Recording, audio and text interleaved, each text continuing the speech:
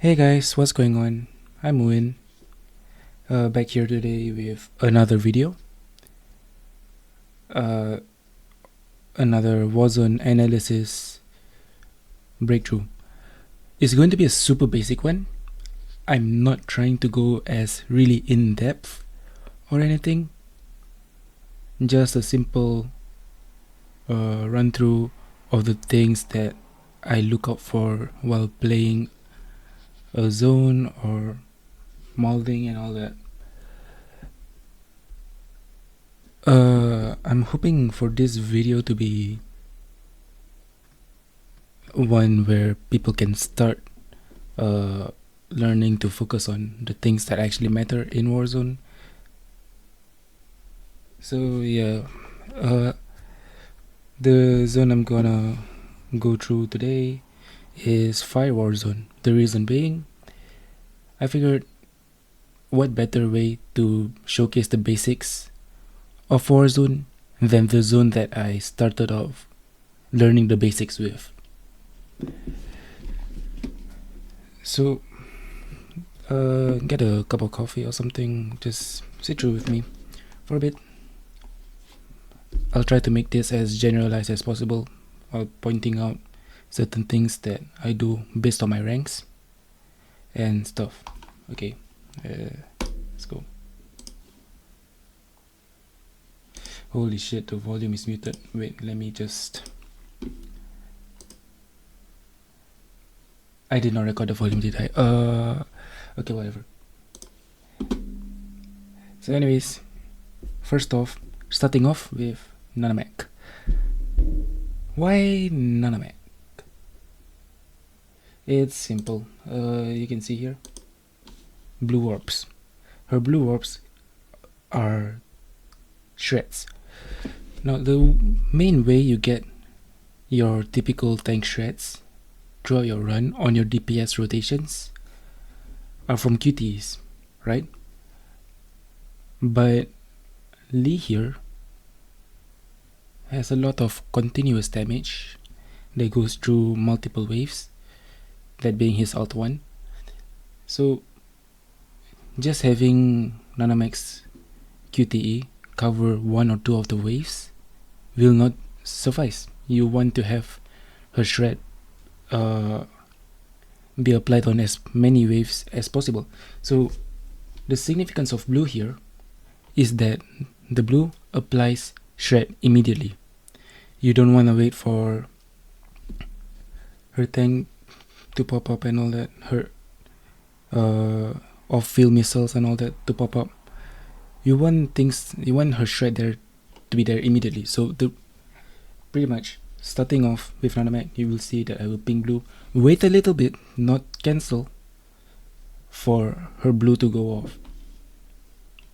There's a cute little tech that you can do where you cancel the blue and then you immediately Nanamech QT, and the blue will also play through the QT, but that's a little bit advanced. I'm trying to go through the basics here.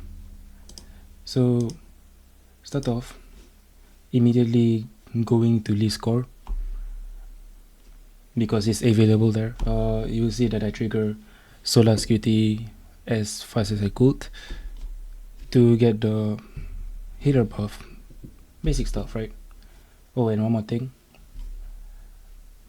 Might be obvious, but the reason why I'm not starting on Lee, and main reason, is to get Solar's Amplifier buff. Now, Amplifier buff will actually play a very vital role in this case, Fire's Warzone runs and rotation, but also in a lot of, I mean, it's pretty much important in every single Warzone run and rotation, if I'm being honest.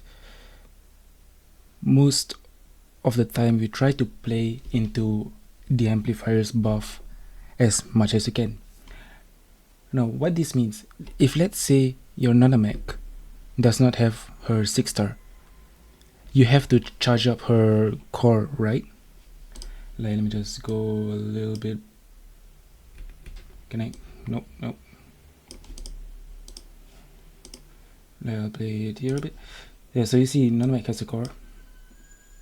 Cool. So without her 6-star, you will have to charge up her core manually. Now what I recommend you to do is, with the amplifier's buff in mind, you don't swap in and then you charge up. Rather, you charge up for the first rotation, you can't really get out of it, right? And you hold her attack to charge up her core before you swap out, so that when you get back onto her, the first thing you can do is Alt 1 and get into her burst form. Now what the point here I'm trying to make is this. Typically, a lot of Warzone adaptations through your investment or typical rotations will play a lot towards the amplifier's QTE.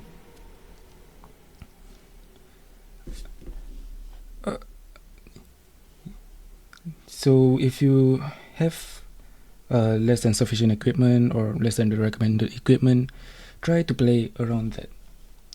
Like for this one, I recommended to a friend, his score improved actually. To fill up the bar first before you swap out. Like, don't do any DPS, just swap out, so that when you come back in and you get the DPS off, you can do your damage while still being in the amplifier's range. And you will realize that for Fire Warzone, super basic Warzone, every single character is on the field for less than 10 seconds to maintain the amplifier buff. It's super basic. The more damage that you do that is buffed means more typical damage that you do, overall damage, right? So there's that, super basic. So anyways, Lee gets into his ult. Typical Lee gameplay. You will notice that I delayed her QTE a bit to hit wave 2, and because wave 2 dies very fast, it also hits wave 3. Now Nanamech does have her off-field tank applications, but I want it to be instant, I don't want to wait, because that might mean I lose some of my damage here and there, and that's bad. Okay, tank shred is super important in Warzone, especially because of the high resistance mobs typically have here. So as you can see, a bit delayed, and then now this wave gets her tank shred. So yeah, there's that cool stuff. Now immediately after this, I'm on time here. As you can see, I swap up. Accidental dodge. I did not expect that dodge at all, because the dude wanted to hit me because he's stupid. So anyways, I get into a core,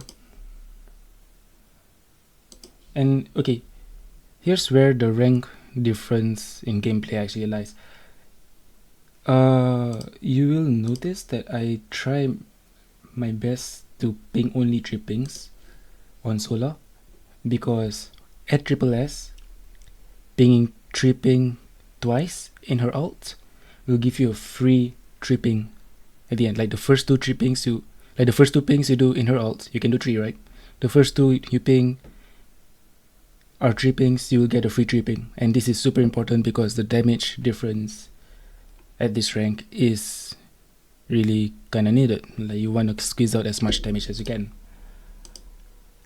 And I triggered her QTE early because, like, Sola is not going to kill multiple waves with this. Yeah, it's not Hero Warzone anymore. Also, if you noticed, I just spammed the pet. It's minor things, right? But this sort of minor things can mean the difference between a 1 HP wave and a killed wave, pretty much. So as you can see, I hop into Nanamech. First thing I do is ult. Now, I'd like to make a point here. Nanamech has the least damage in her rotation compared to the other two, right? So what I'll try to do here is to minimize her field time in comparison to the other two, meaning that the moment Lee's switch cooldown is over, 15 seconds, is ideally the moment where I swap. Obviously, you still have to do her entire DPS rotation. One thing you can do is just immediately ult once you get the ult. This means less damage on Nanamech, but hey, who cares, right? She does no damage anyway. But I do care here, so I'll do the full thing. So yeah, you can see I try to avoid accidental matrix because that takes a really long time and it's just a waste of time. Accidentally procced Sola's QTE first before Lee's. Try not to do this. Lee's QTE before Sola though, that I'm not so sure. I will say that first. I am not so sure, but I'm pretty. But it's been said that Lee's QTE, because he's on the field, once you proc his QTE, he gets on the field, and then you proc Sola's QTE, he will also get a buff because Sola heals everyone on field. Or so it says. I'm not the guy to talk to about these things, if I'm being honest. It's just something that I heard about a while back while I was asking it and stuff. So anyways, super nice, right? You notice that I'm not using her QT because I have already used her entire DPS rotation on the same wave, meaning that the wave already has her QT applied. So there's that. As you can see, I was a little far, and because Lee's red orbs kind of dash you towards the enemy, I can somehow cheat my way out of missing the second ult by like dashing red orbs and then dashing again. Not all the characters can do this. You gotta kind of figure out what your character does. Typically, most of the time, if you are this far away from the mobs, it means a restart because you don't want your ults to miss.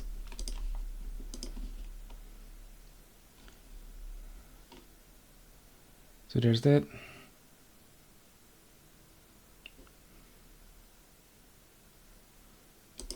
Okay, as one thing that I did here, if you noticed, I pinged 3 pings in between. Like, okay, you know how doing a chaos core on Sola, you dodge it, you get a matrix, right?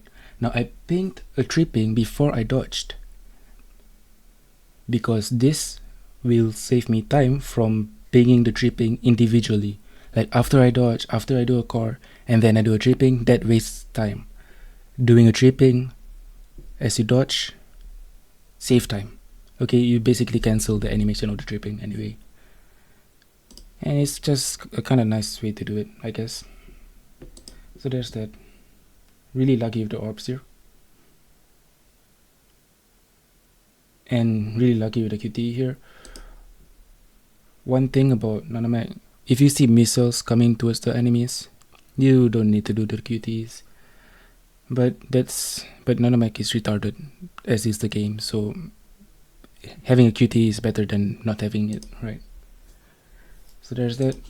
Now as you can see, right now it's 117. One thing that I always like to do in my Warzone runs is to use certain parts of the run as an indicator as to whether I'm there on time or not. So like let's say Lee's first rotation, if I did it a little bit late, I'll see that, oh, it went to 051 for example, or I swap in to live at 052, I should do her ult by 042, you know, stuff like that. It really, like looking at the time, these two timers really helped me in maintaining my speed in Warzone. If you want to focus on your speed in Warzone, look at these two. These two are your best friends. Okay, let's see here.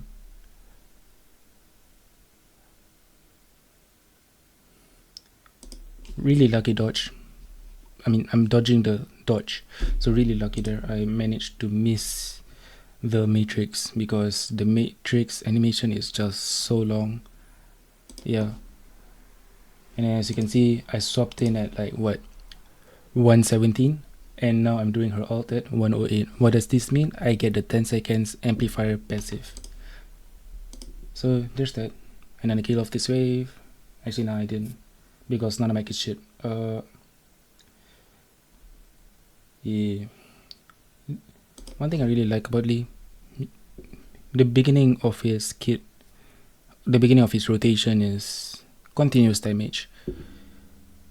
While most characters, you do a lot of burst damage throughout, right? Lee's damage is like, it can follow from one wave to another. Super fun. And that's why I'm going to fire, because fire is really one of the most basic war zones you can try to learn for at first, alright? So alt, and then solar. As you can see, I'm trying to maintain 3 pings to get her M passive. If you double S, you're going to ping more anyway to fill up the bar from half a bar to a full bar, so that you can even do your core. It's fine. You can still fit within 10 seconds. It will just be a little bit tighter.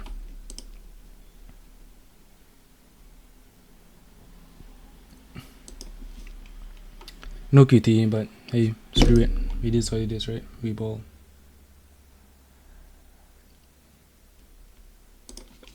If you're molding, try to get a QT. Important stuff. I'm just trying to go through the rotation here. So yeah, as you can see, Lee QT, Solar QT, not confirmed, but I'm pretty sure that Lee's QT will still be buffed by Solas.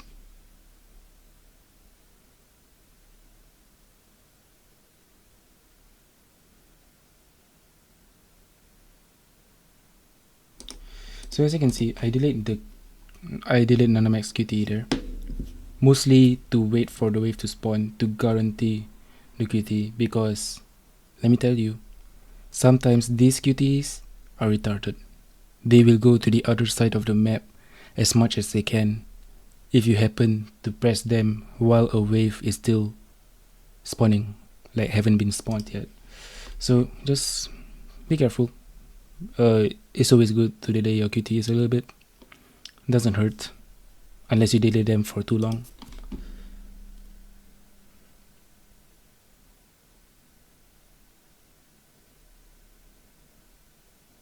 So yeah, pretty much what I've already gone through.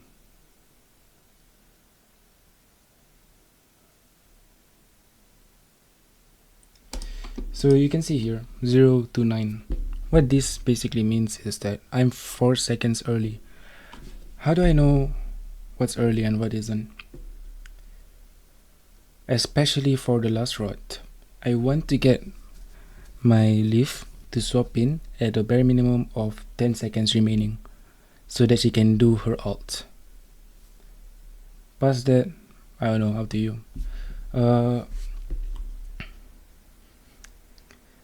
So the math here is simple. Switch cooldown 15 seconds, right? These two doesn't really take that long. Like, screw it, man, like 15 seconds exactly, I guess, you know, to do both Nanamech and Lee's rotation. So 29 minus 15, where does that leave me? 14 seconds, meaning that by the time I get to leave, by the time Leaf gets on field, she'll have like 14 seconds remaining.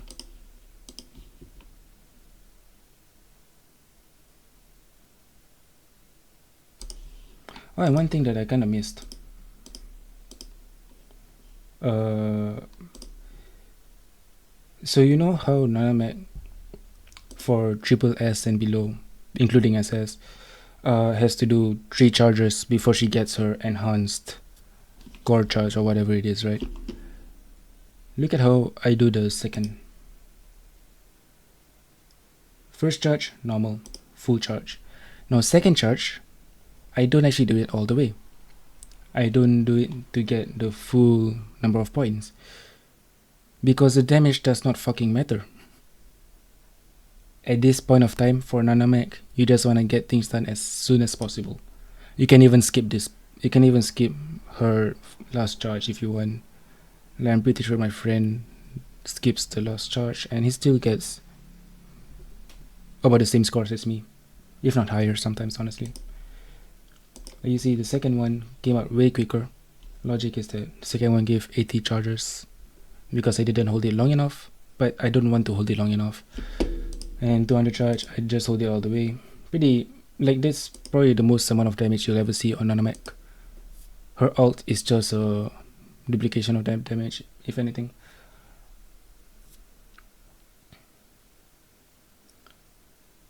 Again, Lee, his damage just falls through the waves, really fun.